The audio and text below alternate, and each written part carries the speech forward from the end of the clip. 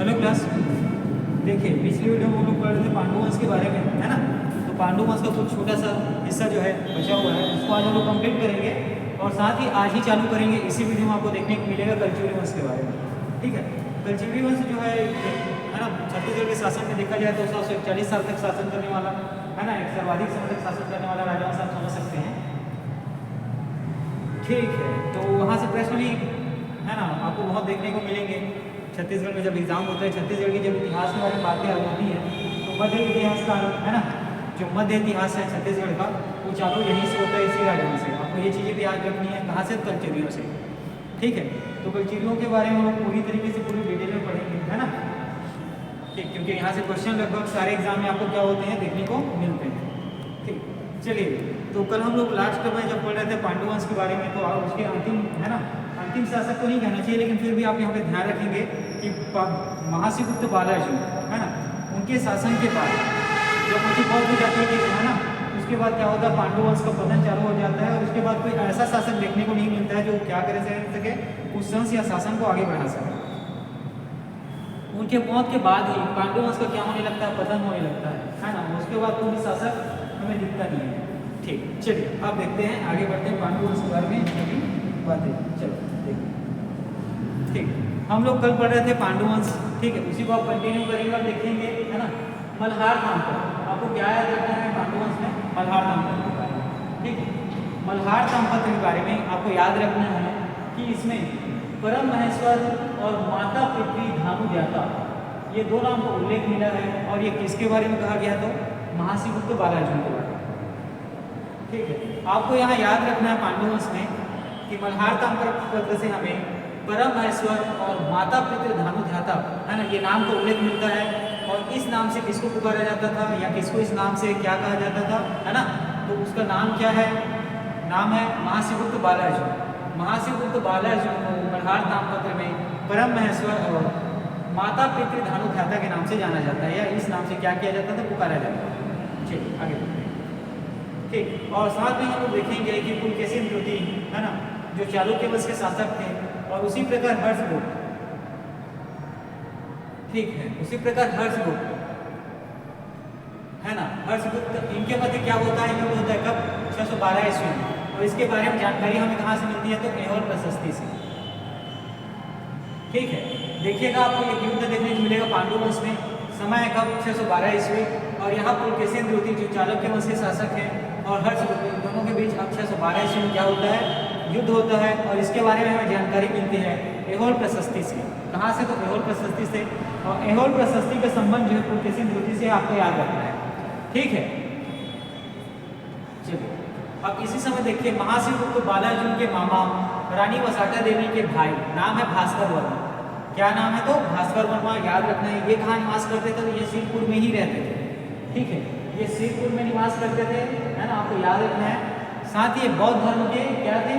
मतावलंबी थे, है ना, बौद्ध धर्म को क्या करने वाले थे? मानने वाले थे, उसका उपासना करने वाले थे, ठीक है। तो यहाँ पे बालाजी के मामा नाम है भास्कर वर्मा, ठीक है, नाम क्या है? भास्कर वर्मा। ये निवास कहाँ करते थे? तो सिरपुर में निवास करते थे। और ये जो है बौद्ध धर्म के मतावलंबी, है ना, बौद्ध धर्म को मानने वाले थे, ठीक है। और इनके बारे में चीज़ और याद रखना है कि सिरपुर में जो गंधेश्वर मंदिर है, उसे तो इन्होंने क्या किया था? दान कार्य किया था, ठीक है। भास्कर वर्मा के बारे में आपको एक चीज़ और याद रखना है कि सिरपुर में जो मंदिर है गंधेश्वर मंदिर, उस हेतु इन्होंने दान कार्य किया था। क्या किया था? दान दिया था। किसने? तो भास्कर वर्मा ने, ठीक है। चलिए अब देखते हैं, सिरपुर में मंदिर है विष्णु मंदिर, है ना, इसकी जो प्रशस्ति की रचना कवि का नाम आपको याद रखना है, किसान देव ने किया। सिरपुर में जो विष्णु मंदिर है ना, भगवान विष्णु का मंदिर है, जिसको बनवाया किसने था? तो रानी, है ना, रानी वसाटा देवी और उनके पुत्र बालाजी के द्वारा क्या किया गया था? इसका निर्माण कार्य करवाया गया था। और इसकी जो शिलालेख की जो प्रशस्ति रचना है, वो बालार्जुन के राजाश्रय कवि, ठीक है, राजाश्रय कवि मतलब उनके राज्य में, है ना, बालार्जुन ने अपने राज्य, अपने शासनकाल में जिस कवि को आश्रय दिया था, उसका नाम क्या? किसान देव। पिछले वीडियो में आप देखेंगे इनके बारे में पढ़ाया गया है ना। तो बालार्जुन के द्वारा राज आश्रय दिया गया था, कवि का नाम है किसान देव। इनके द्वारा ही सिरपुर के विष्णु मंदिर का क्या किया गया? मतलब प्रशस्ति रचना, है ना, किया गया था किसान देव के द्वारा। ये बातें भी आपको याद रखना है। देखिए जिस समय महाशिवगुप्त बालार्जुन शासन कर रहे थे, है ना, सिरपुर में पांडुवंशी शासक, उस समय उत्तर भारत में, है ना। अब हम लोग अखिल भारत स्तर पर देखते हैं, उस समय उत्तर भारत में हर्षवर्धन, क्या नाम याद रखना है, हर्षवर्धन, ये पुष्य बुद्धि वंश के, है ना। उत्तर भारत में हर्षवर्धन शासन कर रहे थे। हर्षवर्धन जो है पुष्य बुद्धि वंश से संबंधित है। और उसी प्रकार दक्षिण भारत में, है ना, दक्षिण भारत में पुलकेशिन द्वितीय, ये चालुक्य वंश के शासक है। ये जो है महाशिवगुप्त बालावर्जन के समय जिसमें शासन चल रहा था, उसमें उत्तर भारत के क्षेत्र में हर्षवर्धन पुष्य बुद्धि के शासक और दक्षिण भारत में पुलकेशिन द्वितीय चालुक्य वंश के शासक और साथ ही नरसिंह वर्मन, क्या नाम, नरसिंह वर्मन, ये क्या कर रहे थे, शासन कर रहे थे। ठीक है, आपको याद रखना है कि महाशिवगुप्त बालार्जुन जिस समय शासन कर रहे थे, उनके शासन के समय ही जो अखिल भारतीय स्तर पर उत्तर भारत में हर्षवर्धन, है ना, पुष्य बुद्धि वंश से संबंधित है और दक्षिण भारत से पुलकेशिन द्वितीय चालुक्य वंश से संबंधित है और नरसिंह वर्मन ये क्या कर रहे थे, शासन कर रहे थे। ठीक है, जैसे ही बालार्जुन, ठीक है, जैसे ही महाशिवगुप्त बालार्जुन का क्या होता है, मृत्यु होती है, पांडुवंश का क्या होना चालू हो जाता है, पतन होना चालू हो जाता है। उनके मृत्यु के उपरांत कोई भी शासक, है ना, पांडुवंश के शासन का संचालन, है ना, आगे करते हुए नहीं देखा गया है। तो जैसे ही बालार्जुन की मृत्यु होती है, पांडुवंश का क्या होता है, पतन होने लगता है और इसके बाद कोई उचित उत्तराधिकारी नहीं मिल पाता, ठीक है, जो शासन को क्या कर सके, संभाल सके। तो देखिए इनके पतन में दो वंश का मुख्य भूमिका रहती है, एक है नल वंश के शासक विलासपुर, ठीक है, और बाण वंशी शासक विक्रमादित्य। ठीक है, पांडुवंश के पतन में, है ना, उनके साम्राज्य का समाप्त होने या खत्म होने में दो वंशों की महत्वपूर्ण भूमिका रहती है। एक है नलवंशी शासक, आपको याद रखना है, विलासतुंग, और दूसरे हैं बाणवंशी शासक, नाम याद रखना है, विक्रमादित्य। ये दोनों जो है जब इनका केंद्रीय प्रशासन का नियंत्रण जो है ना, बालार्जुन की मृत्यु के उपरांत क्या होता है, कमजोर पड़ने लगता है ना, इनके सैन्य जो क्षमता है वो कम होने लगता है। तो ये दोनों जो है उनके उत्तराधिकार वाले क्षेत्र, उनके शासित क्षेत्र में, ठीक है, कंटिन्यू क्या करने लगते हैं, लगातार युद्ध करने लगते हैं, मारपीट, उस एरिया में क्या क्या लूटपाट करने लगते हैं। ठीक है, उसके बाद इस वंश का क्या होने लगता है, धीरे धीरे से वंश पूरी तरीके से समाप्त हो जाता है। ठीक है, अब पांडुवंश में आप लोग दो चीजें याद रखना, इंद्रबल, है ना, जो इनके इंद्रबल जो शासक है उनके बारे में, कि लक्ष्मणेश्वर मंदिर का निर्माण करवाया था। नाम क्या है, लक्ष्मणेश्वर मंदिर, और कहाँ करवाया था, तो खरौद में। कहाँ, तो खरौद में, और किस समय, तो 6वीं शताब्दी में। ठीक है, पांडुवंश में आपको याद रखना है इंद्रबल के बारे में, इंद्रबल ने लक्ष्मणेश्वर मंदिर का निर्माण करवाया था, कहाँ, तो खरौद में, है ना, और कब, तो 6वीं ईस्वी में, इंपॉर्टेंट है। उसी प्रकार रानी वसाटा और बालार्जुन, ठीक है, बालार्जुन, है ना, उनकी माता रानी वसाटा ने क्या किया था, तो लक्ष्मण मंदिर का निर्माण करवाया था। ठीक है, ये लक्ष्मण मंदिर किसका मंदिर है, तो भगवान विष्णु का मंदिर है, और ये करवाया था कहाँ, तो सिरपुर में, है ना, सिरपुर में जो पांडवों की क्या थी, राजधानी थी, और साथ ही इसका निर्माण जो 7वीं सदी में किया गया। ठीक, यहाँ पे पांडुवंश में आप लोगों ने देखा क्या कि रानी वसाटा देवी और उनके पुत्र बालार्जुन, इन्होंने लक्ष्मण मंदिर का क्या करवाया, निर्माण करवाया था, कब, तो 7वीं शताब्दी में, और कहाँ, तो राजधानी रायपुर में।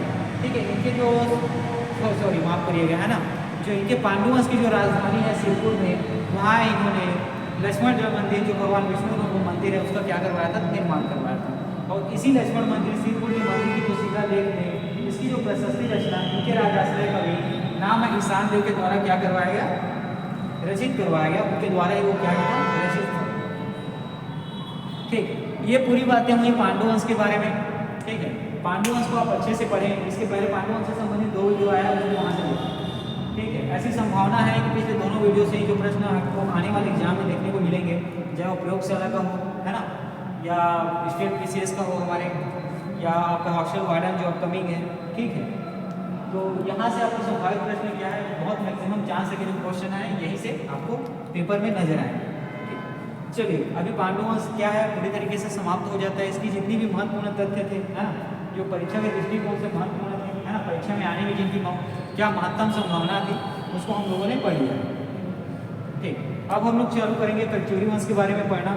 ठीक है, कलचुरी वंश के बारे में याद रखना कि मैक्सिमम प्रश्न अभी तक, है ना, परीक्षा में यहाँ से पूछे गए।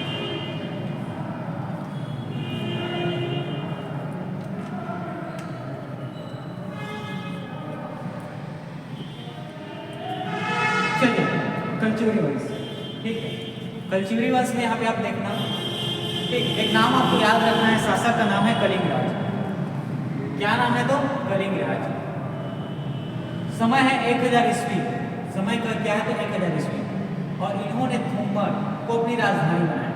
ठीक है, शासक का नाम है कलिंगराज, समय था 1000 ईस्वी, इन्होंने थुम्मर नाम के स्थान को अपनी राजधानी बनाया और इसी से कलचुरी वंश की नींव रखी। ठीक है, तो यहाँ पे आप लोगों ने क्या देखा कि कलचुरी वंश में कलिंगराज, ठीक है, कलचुरी वंश में कलिंगराज नाम का एक शासक होता है जो 1000 ईस्वी में थुम्मर, है ना, थुम्मर तोरमा में क्या करता है, उसको अपनी राजधानी बनाता है और कलचुरी वंश की का क्या करता है, नींव रखता है। ठीक है, कलिंगराज 1000 ईस्वी में थुम्मर को राजधानी बनाता है और यहीं से ही कलचुरी वंश की नींव रखी जाती है और यहीं से ही कलचुरी वंश क्या होता है, प्रारंभ होता है। ठीक है, तो यहाँ पे आप लोगों ने क्या देखा, शासक है कलिंगराज, स्थान है थुम्मर में 1000 ईस्वी में इन्होंने क्या किया, राजधानी बनाया और यहीं से इन्होंने कलचुरी वंश का क्या किया, प्रारंभ किया। ठीक, अब कलचुरी वंश के बारे में चीज़ और याद रखना, समय है 1000 से 1741 ईस्वी, लगभग 741 ईस्वी तक छत्तीसगढ़ में सर्वाधिक समय तक शासन करने वाला राजवंशों में से एक। ठीक है, और कलचुरी वंश ने छत्तीसगढ़ में कब से कब तक शासन किया तो आपको याद रखना है 1000 ईस्वी से 1741 ईस्वी, लगभग 741 ईस्वी, 750 सालों तक इन्होंने छत्तीसगढ़ में क्या किया, शासन किया। इसी के साथ ही कलचुरी वंश जो है छत्तीसगढ़ में सर्वाधिक समय तक शासन करने वाले राजवंशों में से एक है। ठीक है, और इसी प्रकार आप लोग जैसे ही हम लोगों ने यहाँ पे पढ़ा था, क्या पढ़ रहे थे हम लोग, पांड्य वंशों के पहले आप जाएंगे और वीडियो देखेंगे तो 4वीं सदी से, है ना, उसमें 4वीं से 12वीं लगभग 800 सालों को आपको क्या देखने को मिलेगा, शासन देखने को मिलेगा। ठीक, चलिए यहाँ पर इतनी बातें क्लियर हो गई।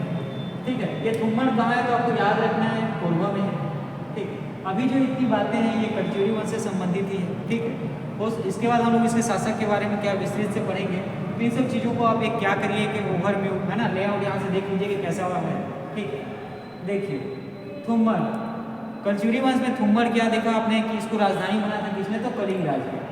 तो यहाँ से ये पहली राजधानी, आरंभिक राजधानी कौन सी है, थुम्मर है, और बनाया किसने तो कलचुरी वंश के शासक या संस्थापक यही होंगे कौन, कलिंगराज। किसने, कलिंगराज। और थुम्मर के बाद कलचुरी वंश की अगली राजधानी बनी रतनपुर, और इसके रतनपुर को राजधानी बनाया था कलचुरी शासक रत्नदेव प्रथम ने।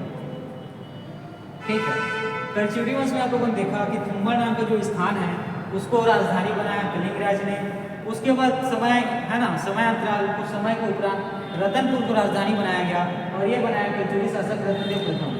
किसने बनाया तो कलचुरी शासक रत्नदेव प्रथम। और रतनपुर के बाद आपको आगे कलचुरी वंश की एक और राजधानी दिखेगी, नाम है छुरी कोसगाई, और इसको कलचुरी शासक भारत शाह ने राजधानी बनाया। ठीक है, रतनपुर को राजधानी बनाने के बाद आपको छुरी कोसगाई एक स्थान दिखेगा जिसको बहारेंद्र शाह कलचुरी वंश के शासक ने क्या किया था, राजधानी बनाई।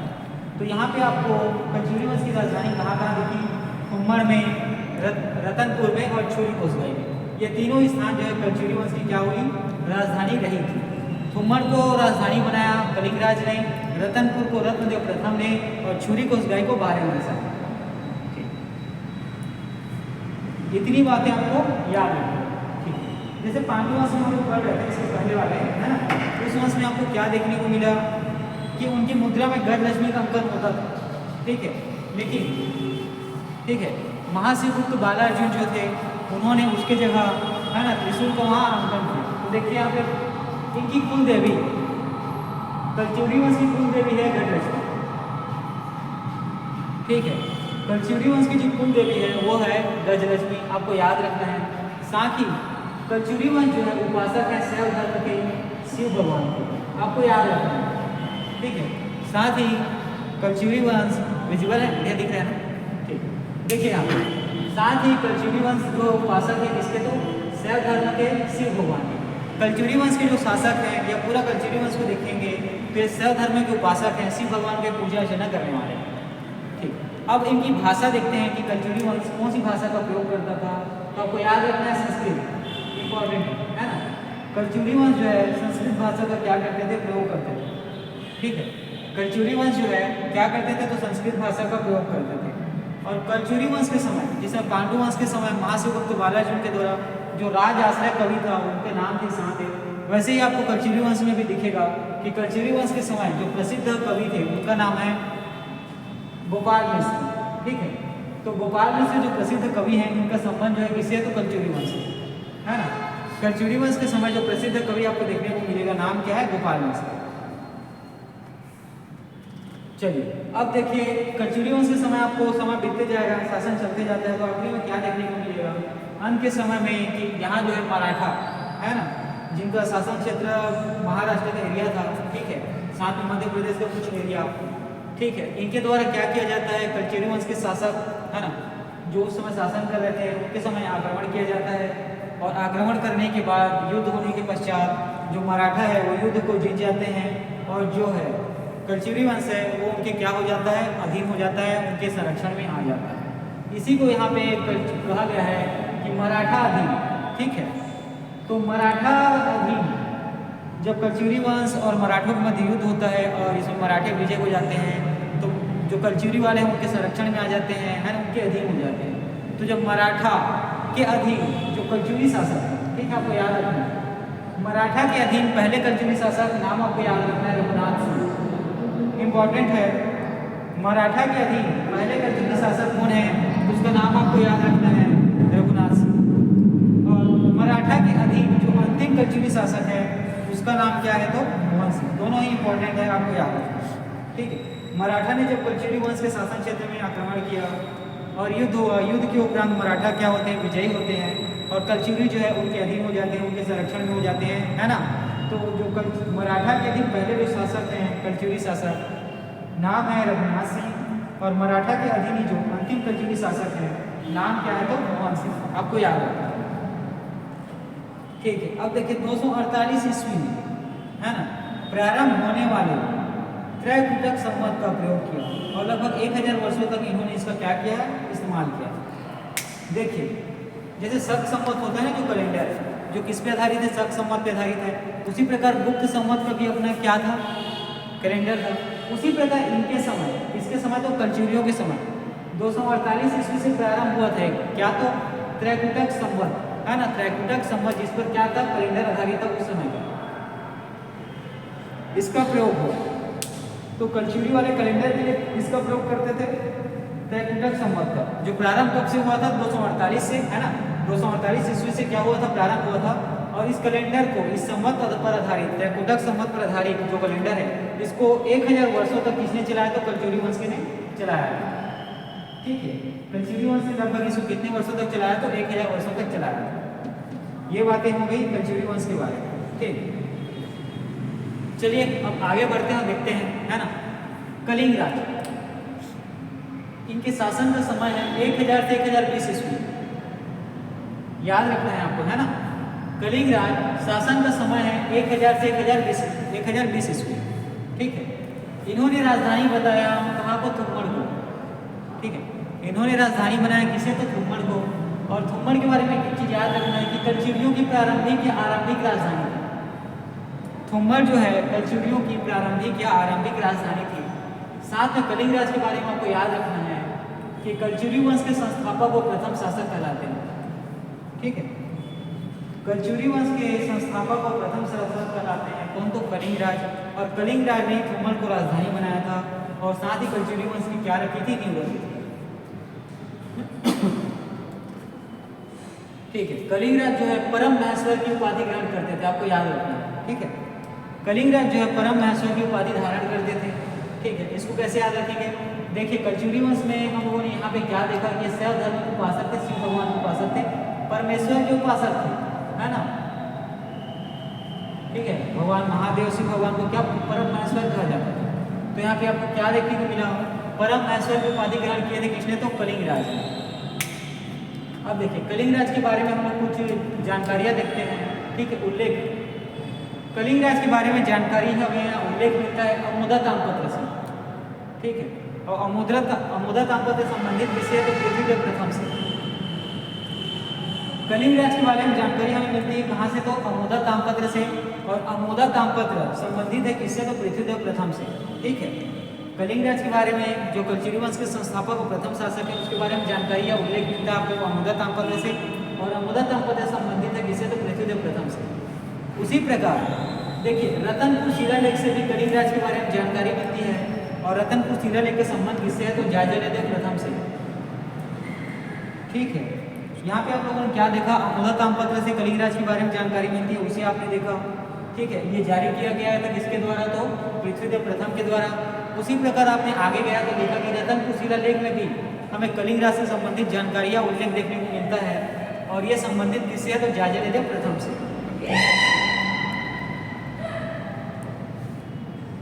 चलिए इसी में आगे बढ़ते हैं, देखते हैं यहाँ पे एक नाम अल-बरूनी। ठीक है, अल-बरूनी की पुस्तक से भी हमें क्या कलिंगराज से संबंधित जानकारियाँ मिलती है, और ये क्या है, तहकीक-ए-हिंद। ठीक है, अल-बरूनी की पुस्तक तहकीक-ए-हिंद से कलिंगराज से हमें संबंधित क्या है, जानकारी मिलती है, आपको याद रखना है ना। देखिए यहाँ पे 3 चीजें आपको देखने को मिली, अमोदा ताम्रपत्र, रतनपुर शिलालेख और अल-बरूनी की पुस्तक। अल-बरूनी की पुस्तक का नाम को आपको याद रखना इंपॉर्टेंट है, तहकीक-ए-हिंद। क्या, तो तहकीक-ए-हिंद, इस पुस्तक से भी हमें कलिंगराज से संबंधित जानकारी मिलती है। ठीक, अब देखिए कलिंगराज का समय जो शासन काल था 1000 से 1020 ईस्वी था। इनके शासन के समय ही इनके समकालीन है ना राजाराम प्रथम, आपको याद रखना, ये चोल वंश के शासक जो हैं ये शासन कर रहे थे। समकालीन का मतलब ये होता है कि उसी समय में, ठीक है, एक अन्य राजा के द्वारा अपने अधिकार क्षेत्र में है ना, अपने शासन क्षेत्र में समान समय में क्या करना, अलग अलग जगह पे शासन करना। जैसे देखिए कलिंगराज जो है थुम्मल में शासन कर रहे थे 1000 से लेकर 1020 ईस्वी के समय में। उसी समय राजा राम जो प्रथम जो है चोल वंश के, ये अपने अधिकार अपने राजधानी क्षेत्र में शासन कर रहे थे। शासन का समय दोनों को क्या था, एक दूसरे के लगभग समान था, इसी को कहा गया है समकालीन। यहाँ पे चलिए आगे देखिए, आपको याद रखना है कि महिषासुरमर्दिनी मंदिर या महामाया मंदिर जो जैतूगढ़ में है, इसका निर्माण कराया गया किसके द्वारा, तो कलिंगराज के द्वारा। ठीक है, महिषासुरमर्दिनी मंदिर और महामाया मंदिर जो जैतूगढ़ में है, इसका निर्माण करवाया गया था किसके द्वारा, तो कलचुरी वंश के शासक, प्रथम शासक या संस्थापक कलिंगराज के द्वारा। उसी प्रकार हम लोग यहाँ पे याद रखेंगे छत्तीसगढ़ की कलचुरी है ना, लाहौरी शाखा के वास्तविक संस्थापक हैं, ये कौन है, तो कलिंगराज। ठीक है, आपको छत्तीसगढ़ की कलचुरी के लाहौरी शाखा के वास्तविक संस्थापक कौन है, तो कलिंगराज। इसमें हम लोग है ना, यहाँ पे त्रिपुरी के भी कलचुरी होते हैं, इसके बारे में आपको याद रखना है। ये जो कलिंगराज है ये त्रिपुरी के कलचुरी शासक, मेरे ख्याल से कोकलदेव द्रुति है ना, क्या कोकलदेव द्रुति उन्हीं के 18 पुत्रों में से एक थे। आपको थोड़ा सा है ना उस चीज़ों को थोड़ा ध्यान रखना। और उन्होंने दक्षिण कोसर वाले क्षेत्र में युद्ध करने के लिए आए, उनको भेजा था, और इस क्षेत्र में इन्होंने राजधानी बनाकर अपना क्या किया, शासन इन्होंने प्रारंभ किया। किसने, तो कलिंगराज है ना, कलिंगराज। तो कलिंगराज के बारे में आपको याद रखना है, छत्तीसगढ़ के कलचुरी के लाहौरी शाखा के वास्तविक संस्थापक भी हैं। चलिए ये पूरी बातें होंगी संबंधित किससे, तो कलिंगराज से। ठीक है, इसके बाद हम लोग आगे बढ़ेंगे और पढ़ेंगे आगे। आपके कलचुरी वंश में शासक आते हैं, नाम है कमलराज, और साथ ही रत्नदेव प्रथम। ठीक है, रत्नदेव प्रथम के बारे में इस वीडियो के बाद और भी आपके क्या देखने को मिलेगा, वीडियो देखने को मिलेगा।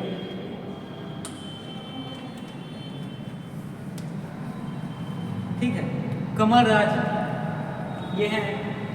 कलिंगराज के बाद आने वाले अगले शासक का नाम है कमलराज।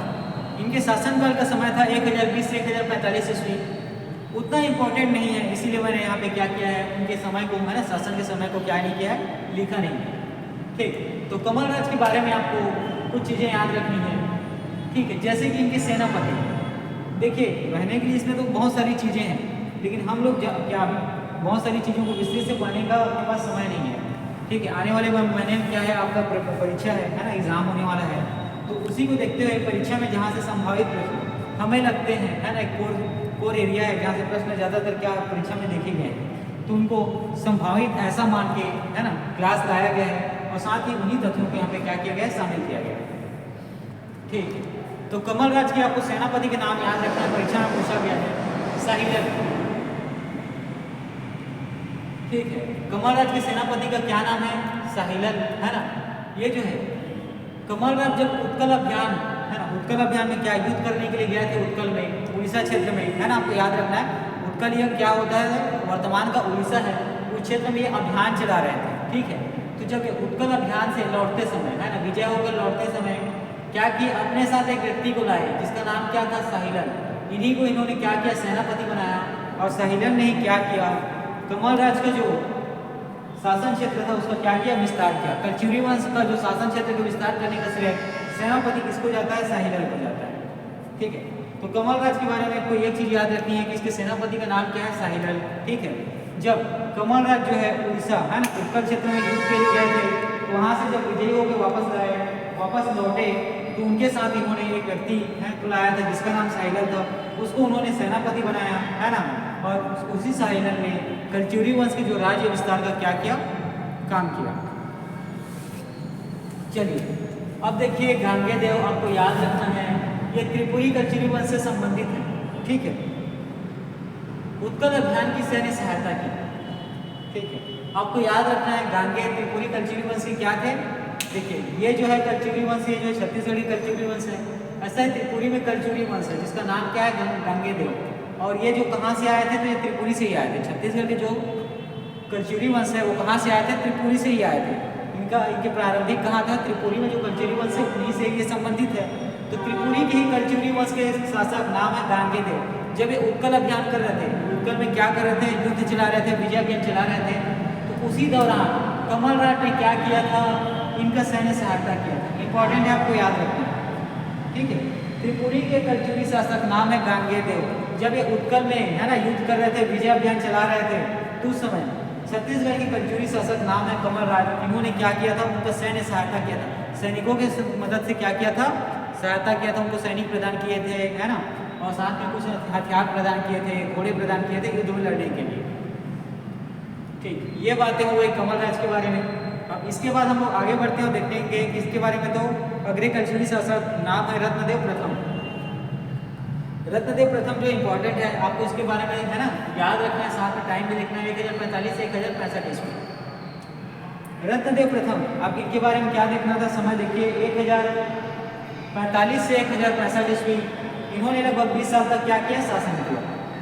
और यहाँ से आपको एक अलग राजधानी देखने को मिलेगी, जो कलचुरी वंश में जो कलिंग राज है, साथ में कमल राज और रत्नदेव प्रथम।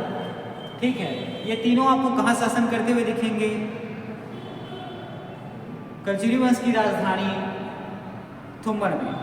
ठीक है, जब रत्नदेव प्रथम अपना शासन किया करते हैं, ग्रहण करते हैं है ना, जो उत्तराधिकार में ये आते हैं, तो इनकी राजधानी उस समय क्या रहती है, थुम्मड़। लेकिन जैसे ही ये क्या करते हैं, शासन की बागडोर अपने हाथ में लेते हैं, उसके बाद ये जो है राजधानी का स्थानांतरण करते हैं। ठीक है, तो चलिए देखिए, रत्नदेव प्रथम जब ये शासन पे बैठे उस समय राजधानी थी थुम्मड़। ठीक है, अब इन्होंने क्या किया है, समय उपरांत कुछ समय बाद अपनी राजधानी को स्थान क्या किया, स्थानांतरण किया, राजधानी का स्थान क्या परिवर्तित कर दिया। तो रत्नदेव प्रथम की राजधानी है रतनपुर, आपको याद रखना। और ये समय कब था, 1050 ईस्वी। देखिए यहाँ पे रत्नदेव प्रथम जो है 1045 ईस्वी में क्या करते हैं, सत्ता में आते हैं। 5 साल तक ये शासन करते हैं थुम्मड़ में। उसके बाद 1050 ईस्वी में रतनपुर को अपनी राजधानी बनाते हैं। कौन, तो रत्नदेव प्रथम। रत्नदेव प्रथम के बारे में आपने यहाँ पे क्या देखा कि जब वो शासन की बागडोर संभालते हैं है ना, सत्ता में जब आते हैं, तो उस समय राजधानी थी थुम्मड़, और वही वो अपनी सत्ता को क्या करते हैं, अपने हाथों में लेते हैं। उसके कुछ समय बाद, लगभग 5 साल बाद, आपको एक चीज़ देखने को मिलेगा कि रत्नदेव प्रथम जो है अपनी राजधानी का स्थान परिवर्तित करते हैं, और ये अपनी राजधानी बनाते हैं रतनपुर को। कब, 1050 ईस्वी में। ठीक है, तो रत्नदेव प्रथम ने अपनी राजधानी कहाँ बनाई, तो रतनपुर में। कब, 1050 ईस्वी में। ठीक है, तो इसी से आपको क्या पता चलता है कि रतनपुर है ना, जो वर्तमान छत्तीसगढ़ का शहर है, ये रतनपुर नगर की स्थापना किसने की थी, तो रत्नदेव प्रथम ने। आपको याद रखना, जो रतनपुर शहर है इसकी स्थापना किसने की थी, तो रत्नदेव प्रथम ने। ठीक, यहाँ पे आपको क्या चीज़ देखने को मिला, राजधानी का स्थान परिवर्तित देखने को मिला। थुम्मड़ के स्थान पे रतनपुर को राजधानी बनाया किसने, तो रत्नदेव प्रथम ने। जो थुम्मड़ है, थुम्मड़ के स्थान पर राजधानी किसको बनाया, तो रतनपुर को। ठीक, यहाँ से एक चीज़ क्या देखने को मिला कि थुम्मड़ में शासन करने वाला जो अंतिम शासक है, अंतिम कलचुरी शासक कौन था, वो रत्नदेव प्रथम। ठीक है, जब वो सत्ता की बागडोर अपने हाथ में लेते हैं, तो राजधानी थी थुम्मड़। ठीक है, तो थुम्मड़ को इन्होंने क्या किया, राजधानी परिवर्तन किया समय उपरांत। तो ठीक है, तो थुम्मड़ में जो शासन करने वाले अंतिम कलचुरी शासक कौन है, तो आपको नाम याद रखना है, रत्नदेव प्रथम। रत्नदेव प्रथम ही तुंबड़ में शासन करने वाले अंतरिम कलचुरी शासक हैं। ठीक, अब यहाँ पे याद रखना कि तुंबड़ को राजधानी में, है ना, जो तुंबड़ राजधानी को शासन करने वाले शासकों के नाम के बारे में पूछा जाए तो आपको याद रखना है कलिंगराज, कमलराज और रत्नदेव प्रथम। ठीक है, तुंबड़ जो कलचुरियों की राजधानी थी वहाँ शासन करने वाले शासकों को नाम अगर पूछा जाए तो आपको याद रखना है, बताना है कलिंगराज, कमलराज और खुद रत्नदेव प्रथम, जिन्होंने तुंबड़ के बाद क्या राजधानी परिवर्तन किया रतनपुर में। ठीक, अब देखिए रत्नदेव प्रथम के बारे में याद रखेंगे कि इन्होंने विवाह किया था नूनल्ला देवी से। आपको याद रखना है इनकी पत्नी का नाम है नूनल्ला देवी। ठीक है, रत्नदेव प्रथम की पत्नी का नाम क्या है तो नूनल्ला देवी। नूनल्ला देवी के बारे में आप लोग देखेंगे कि कोमोमंडल अधिपति वजू या वजूवर्मन की क्या थी, कन्या थी। ठीक है, नूनल्ला देवी के बारे में आपको याद रखना है कि कोमोमंडल अधिपति वजूवर्मन की क्या थी, कन्या थी, उनकी पुत्री थी। ठीक, अब देखिए रत्नदेव प्रथम ने माया मंदिर जो रतनपुर में है इसका क्या करवाया था, निर्माण करवाया था। इंपॉर्टेंट है ना, रत्नदेव प्रथम ने ही जो रतनपुर का माया मंदिर उसका क्या करवाया था, निर्माण करवाया था। समय आजकल पूछा जाता है ना, तो आपको याद रखना है 11वीं शताब्दी में रत्नदेव प्रथम। देखिए 1045 से 1065 ईस्वी, 11वीं सदी का समय चल रहा है, तो 11वीं शताब्दी में ही, है ना, रतनपुर को जब इन्होंने राजधानी बनाया उसी रतनपुर में माया मंदिर का निर्माण करवाया था रत्नदेव प्रथम ने। ठीक है, और समय है क्या तो 11वीं शताब्दी। उसी प्रकार आप देखेंगे महिषासुर मर्दिनी मंदिर जो लाफागढ़ में है इसका निर्माण भी करवाया था रत्नदेव प्रथम ने। ठीक है, महिषासुर मर्दिनी मंदिर जो रतनपुर में है उसका निर्माण भी किसने करवाया था तो रत्नदेव प्रथम ने। और आगे देखिए रत्नेश्वर एवं बंकेश्वर शिव मंदिर जो तुंबड़ में है इसका निर्माण किसने करवाया था तो रत्नदेव प्रथम ने। ठीक है, क्या नाम रखना है आपको याद रखना है मंदिर का, रत्नेश्वर स्वयं के नाम से एवं बंकेश्वर शिव मंदिर। ठीक है, शिव मंदिर इसलिए क्योंकि शैव धर्म के क्या है कलचुरी वंश वाले उपासक हैं। ठीक है, तो रत्नेश्वर मंदिर खुद के नाम से और साथ में बंकेश्वर शिव मंदिर। ठीक है, रत्नेश्वर शिव मंदिर और बंकेश्वर शिव मंदिर का निर्माण तुंबड़ में करवाया किसने तो रत्नदेव प्रथम। चलिए एक छोटा सा रिव्यू यहाँ से देख लेते हैं कलचुरी वंश के बारे में, है ना। तो कलचुरी वंश में सबसे पहले तो याद रखना है इनकी राजधानी तुंबड़ है, संस्थापक थे कलिंगराज। ठीक है, और उसके बाद आपको फिर देखना है कि कुल देवी गजलक्ष्मी शैव धर्म के उपासक है। साथ इंपॉर्टेंट है कि संस्कृत भाषा के क्या करते थे, प्रयोग करते थे। कवि जो है गोपाल मिश्र है, और मराठा के अधीन शासन करने वाले रघुनाथ सिंह पहले शासक थे। अंतिम शासक थे आपके मोहन सिंह। 248 ईस्वी से चली आ रही त्रिपुटक संवत में इन्होंने कैलेंडर के रूप में क्या किया, प्रयोग किया। ठीक है, अब इसमें देखिए इनकी 3 राजधानी थी, तुंबड़, रतनपुर, कोसगई, तीनों अलग अलग ही कलचुरी शासकों ने वो क्या करवाया था, बनाया था, स्थापना किया था। कलिंगराज के बारे में आते हैं, साथ ही संस्थापक और प्रथम शासक हैं। आरंभिक राजधानी इन्होंने तुंबड़ को बनाया, परम महेश्वर की उपाधि लेते हैं। अमोदा ताम्रपत्र, रतनपुर शिलालेख और अल-बरूनी की पुस्तक तहकीक की से कलिंगराज के बारे में जानकारी मिलती है। राजा राम प्रथम जो चोल वंश के शासक हैं इनके समकालीन हुआ करते हैं। महिषासुर मर्दानी मंदिर और माया मंदिर जो चैतुरगढ़ में है इसका निर्माण किसने करवाया था, कलिंगराज ने। और यहाँ पे महिषासुर मर्दिनी मंदिर जो लाफागढ़ में है ना, इसका निर्माण किसने करवाया था, रतनदेव प्रथम ने। दोनों अलग अलग जगह में है, आपको याद रखना है।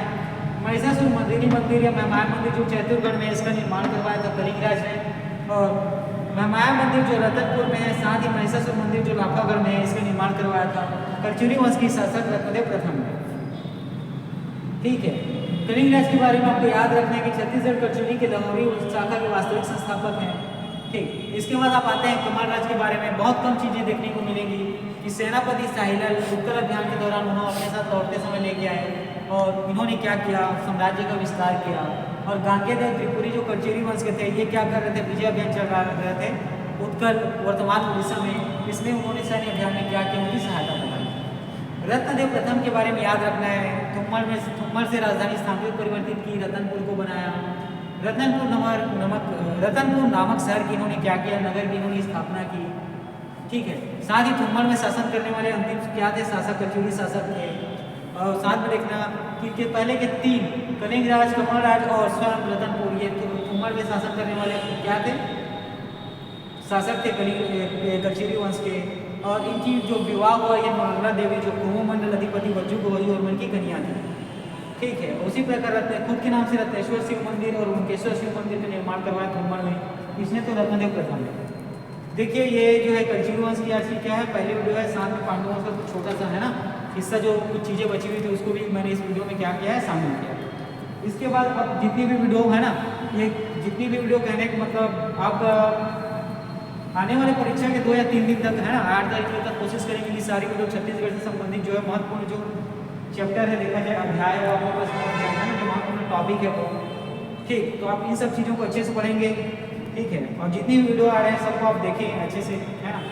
ऐसा संभावना है, ठीक है, संभावित जो क्षेत्र है उसको हमारे द्वारा क्या किया गया, नोट किया गया है, और उसी के हिसाब से वीडियो में उन सब चीज़ों को शामिल किया गया है कि जो ज़्यादा प्रश्न पूछे जाए वो उन्हीं क्षेत्र से है, ठीक है। चलिए आज का वीडियो यही है। इसके बाद हम लोग आगे क्लास में छत्तीसगढ़ में देखेंगे। अभी लगभग 1920 के आसपास का इतिहास के पुस्तक में जो छत्तीसगढ़ की भागीदारी थी राष्ट्रीय आंदोलन में, उसको हम लोगों ने पढ़ा है। उसके बाद फिर अब आगे जो राष्ट्रीय आंदोलन होता है ना, 1920 से लेकर 1947 तक, उसमें भी हम छत्तीसगढ़ की क्या देखेंगे, भागीदारी देखेंगे।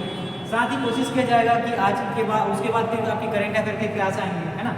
करंट अफेयर के बाद हो सके तो एक वीडियो लाने की कोशिश किया जाएगी जिसमें छत्तीसगढ़ के जो साहित्यकार हैं, महिला साहित्यकार और पुरुष साहित्यकार, उसके भी संबंध में कम से कम 2 वीडियो तो और आपको देखने को मिलेंगे। चलिए ठीक है, जो मैक्सिमम क्वेश्चन जो है यहीं से आपको देखने को मिलेंगे, आप अच्छे से पढ़ें, है ना। और आज का क्लास हम लोग यहीं एंड करते हैं।